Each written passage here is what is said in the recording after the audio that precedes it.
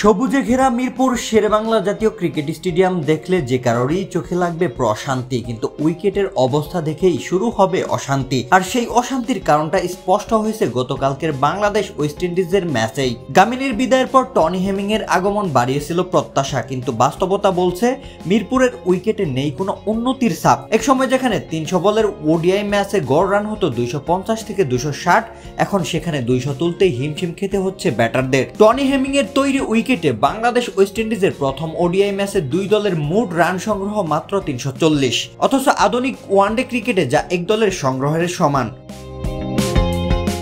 এই কালো রঙের পিচ নিয়ে সমালোচনার ঝড় বইছে ক্রিকেট মহলে।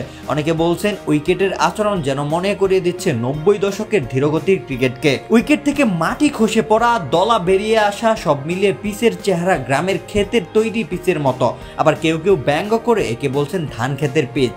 আন্তর্জাতিক মানের উইকেট তৈরির লক্ষ্যে গামিনী ডি সিলভাকে মিরপুর থেকে সরিয়ে আনা হয়েছে টনি হেমিংকে, কিন্তু ফলাফলে সেই একই রকম চিত্র। ফলে প্রশ্ন উঠেছে, সমস্যা কি কিউরেটরের, নাকি মিরপুরের মাটির, নাকি পুরো ম্যানেজমেন্টের? যেহেতু হেমিং এসে আনতে পারেনি কোনো পরিবর্তন, তাই দায়টা ম্যানেজমেন্টেরই। কারণ বিসিবির ম্যানেজমেন্টের সিদ্ধান্ত ছাড়া উইকেটের কাজ করা হয় না। ম্যানেজমেন্ট যেমনটা চাচ্ছে হেমিংও তাই করিয়ে দেখাচ্ছে।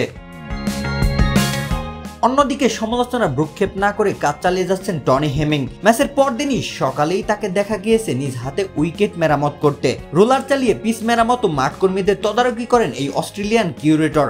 এখন তার লক্ষ্য সমালোচনা কাটিয়ে পরের ম্যাচে আরো ভালো মানের পিচ কিভাবে উপহার দেওয়া যায়। এখন দেখার বিষয়ে মিরপুরের এই সমালোচিত উইকেটে পরের ম্যাচে সামান্য হলেও কোনো পরিবর্তন আসে কিনা, নাকি রান খরার একই চিত্র ফের ফুটে ওঠে।